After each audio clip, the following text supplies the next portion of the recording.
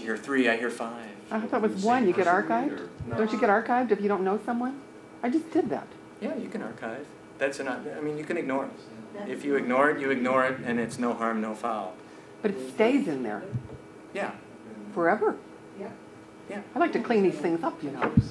I got a Well, lot of these that can come back pendings. that can be actually a very good thing, to not have anything deleted from the archives. Is that just 3 from anybody, or just from the same person?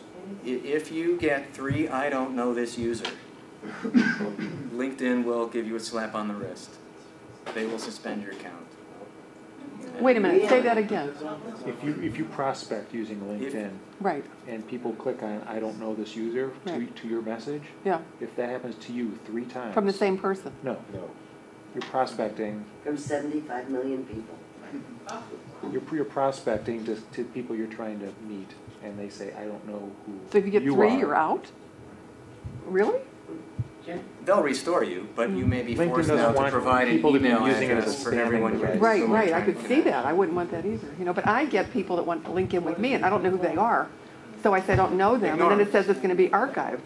Well, ignore them. You've got Just ignore them? accept, ignore, I don't know this user. I didn't see the ignore. If you do ignore, Yeah. there's no harm, no foul. I mean, this is a genuine attempt to reach out by someone to connect with you. Yeah, but I may not want to connect with them, you know? But there's no animosity, correct?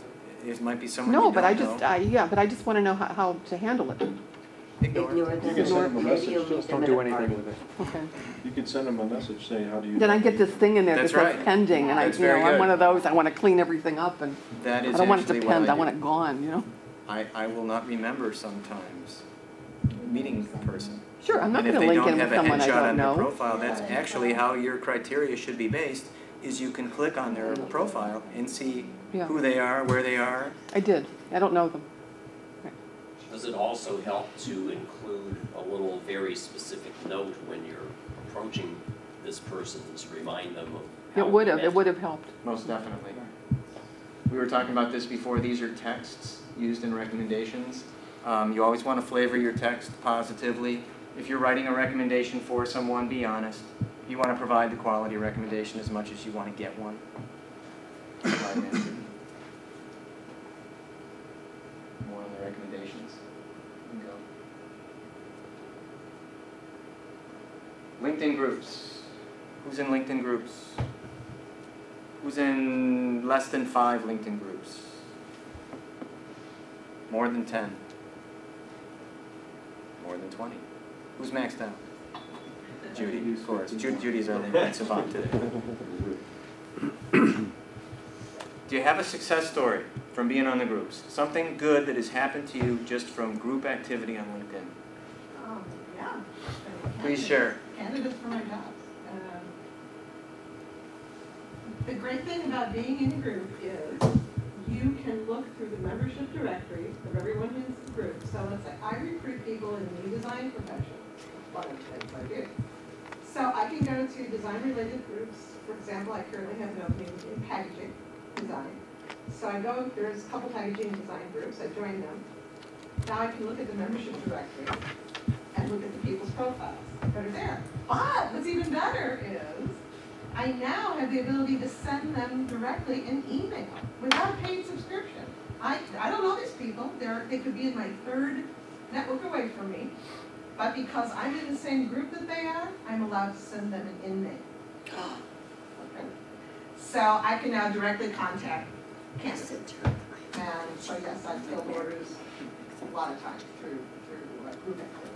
Anyone else? Plus I can post jobs there for free. Nice. How do you find the groups? Well, we can show that too. Groups are keyworded. There's a group search engine, the main search engine, top right, up in the navigational panel. You can keyword anything. Your industry.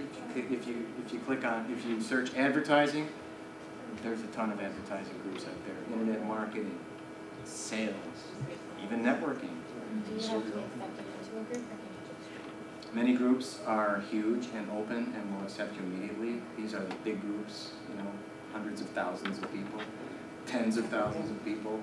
Some have a group administrator. They have to physically approve you. Yep. It seems that what you said at the beginning, when people are asking kind of what I'm kind of afraid of too, is what is considered protocol, what is considered craft. I mean, so like, it's someone who's in transition in some groups in my field. To start a discussion saying I'm looking for an opportunity, is that fair game, or do I have to put it in the jobs thing, which is technically for someone like Judy to post a job? Can I say, I'm looking for a job? How do I utilize groups in a appropriate manner on LinkedIn? It almost becomes, let's see what the group leader will let me get away with, and how much wiggle room there is between group members that consider a posting a job. You see this a lot in the discussion forums. How many people have ever contributed any kind of response to a discussion? Okay. Have you looked at discussions that kind of seem like they shouldn't be in discussions, but it kind of looks like more like almost a shameless promotion? Oh, yeah. And LinkedIn, believe me, is set up for shameless promotion. It's okay to shamelessly promote, but you've got to do it in such a way where you're not offending the fellow members of the group, because that kind of stuff just gets around. And people do have sensibilities, and you want to do things just shy of where you should be and not push the envelope. But you're right. I mean, something that's considered more of a job type of listing or post or thread might be moved by the group head to the job platform. That has happened. It happens all the time. Did you have a question? No. No? Make one up. Well, yeah, actually, I do have a question. What's a thread? A thread is a series of comments. If I'm putting a discussion out there, it becomes a thread when I get one response. And then people start adding to the thread. I've removed that. Thank you. You're welcome. Is there something online, like a LinkedIn 101 that I could look at? Because I really, I There's no training started. about LinkedIn at all, No. anywhere. What? This is it. You're This here is where it. you need to be. But I mean, the basics, I'm not even sure There that I is covered no them. shortage of LinkedIn knowledge out there. You can Google LinkedIn. You can Google LinkedIn 101. I know the gentleman who has written the LinkedIn 101. I read Probably a it. LinkedIn for Dummies book out there. Yeah, well, that's The what. downside of LinkedIn written material, and I know the guys and gals who are doing the preeminent written work on LinkedIn. Yeah. After reading it, at the end of the day, it's still you against the computer screen. And you literally have to prop that baby up and kind of assimilate and process what you're doing. I mean, there's some keystrokes. There's some muscle memory that needs to be in place for you to really use LinkedIn effectively. And you do it, and you get it by doing it. That's how I learned everything else. The more you play around with it, click on stuff, Yeah. see where it takes you. Why don't they tell you that if you say ignore it rather than, I don't know this person, that it's no harm, no foul? And then if you say, I don't know this person, then you could be doing a bad thing to somebody who's maybe very nice and well-meaning and just silly. Or you met them and forgot, you know, Yeah. and that could Why happen. don't they say that somewhere? Well, it actually That's is the first listed one in I've their ever terms of service. It's a fight. Nobody, remember the terms of service that Oh, you're that you supposedly agreed to? agreeing to when you come on? It was late, look, I was tired, I didn't read it. I never read it. Better read it. I read that thing. LinkedIn is doing everything in its power to keep the playing field level.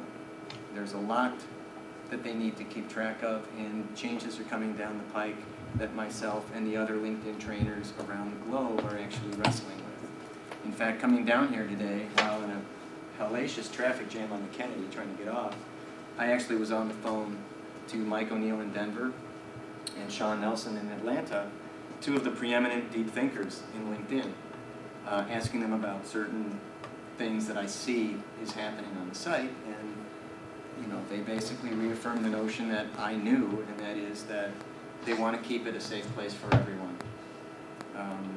They're doing their best.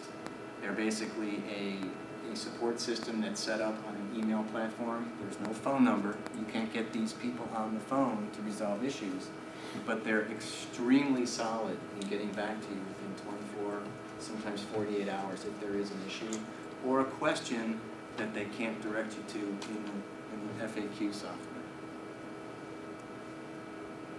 Other questions?